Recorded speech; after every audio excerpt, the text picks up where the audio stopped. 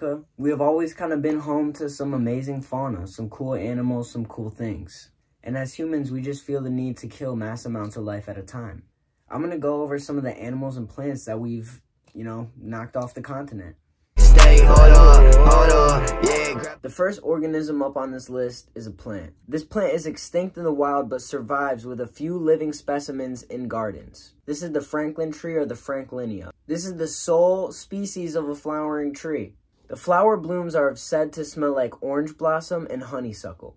It's in the Thaceae family. It was native to Georgia but is now extinct. With its discovery in 1765, the disappearance of this tree followed short after. And it's not completely known why this tree declined. But cotton cultivation began to increase. We were importing cotton more.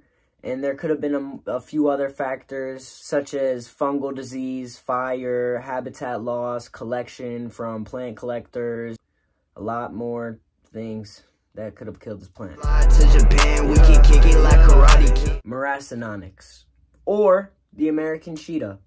This feline roamed the American plains during the Pleistocene, or many years ago. They're morphologically similar to cheetahs, but are more closely related to modern pumas or jaguars. They were territorial animals fighting for their territory against, jaguars and saber-toothed cats. This feline most likely died from climate change, competition, and Homo sapiens.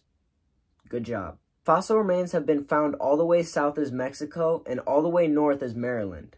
A common misconception is that this American cheetah hunted like an African cheetah. Its fossils show that it most likely hunted like a traditional cougar, jaguar.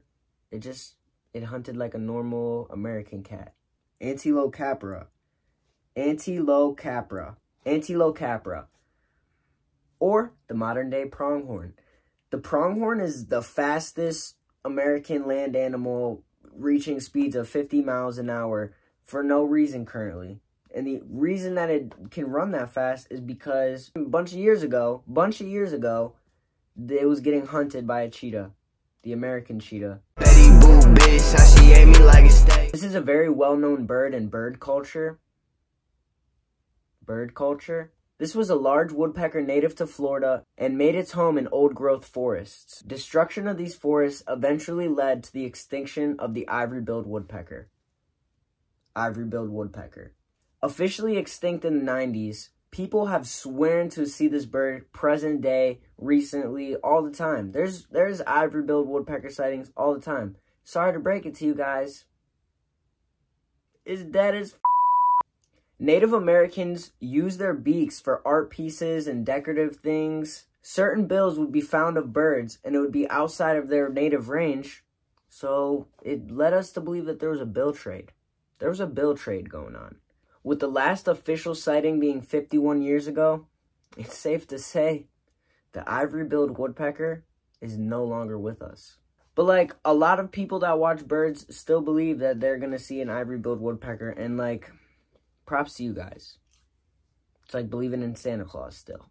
But, props to you for, going out and looking at the pileatids and being like, oh, it's an ivory. But, how many habitats are we going to destroy before we learn? Apparently, we don't learn. When as humans are we going to learn to chill? There's enough infrastructure. There's enough road going on to get from A to B. I would do the most because you bellow like a bitch. America was once home to 4 million Carolina parakeets. America's only native parrot. What happened to these parakeets? I'll tell you what happened to these parakeets. Being widespread, commonly found in trees by riverbanks, all the way as far north as New York, this bird once occupied a large portion of the United States. With a sharp decline in its population in the 1800s, this bird disappeared very fast. This bird was the inspiration to the video just because I feel like the story is interesting and its rapid decline was so fast it was nearly undetectable. The last captive Carolina parakeet died in the same cage in 1918, and it was the same cage that the last passenger pigeon died in just 4 years prior. This bird was most well known for eating cockleburs. Cockleburs, something, which is a poisonous plant and contains high levels of toxicity. But the birds This is their major food source. This is what they eat every day.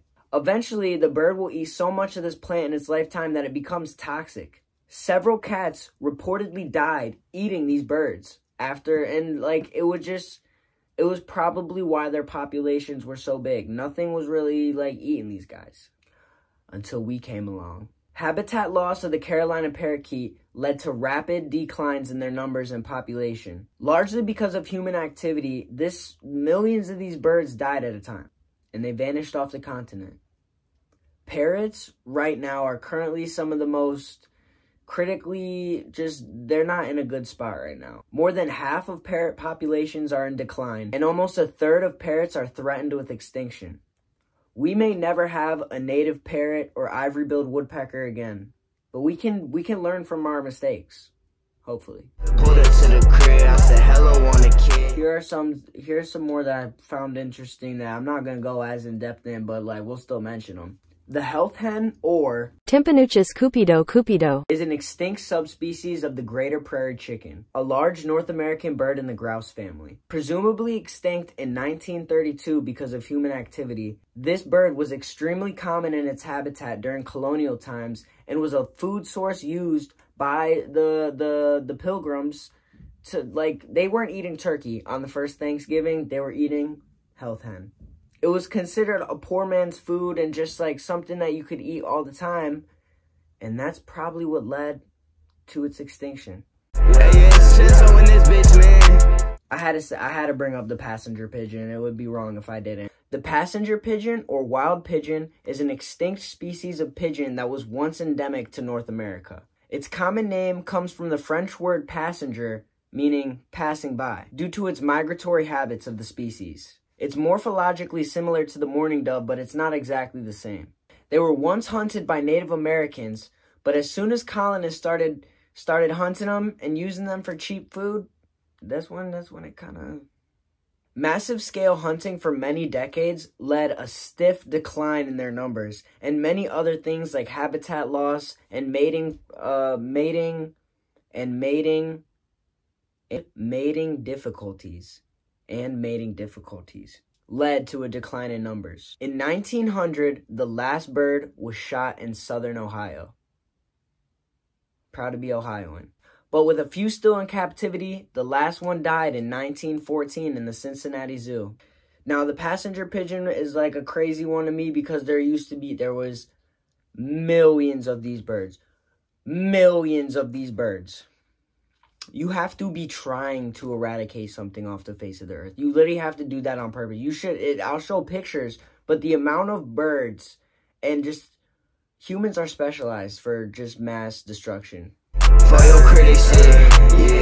The pallid beach mouse is an extinct subspecies of old field mouse, once endemic to Florida and its beaches, only making its home in 2 places in Florida. The exact cause of extinction is not known, but it has led scientists to believe that habitat loss and property development could have been the biggest causes in its declining population. It was 4 to 8 centimeters long, and it would burrow in the sand when it felt threatened.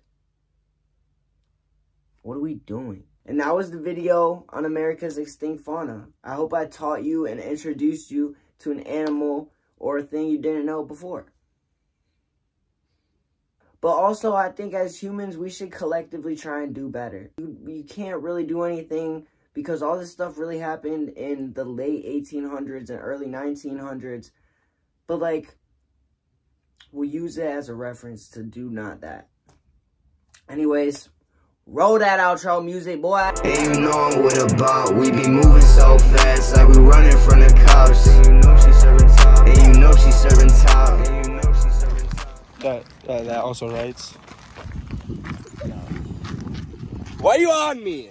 I don't think so. I'm not.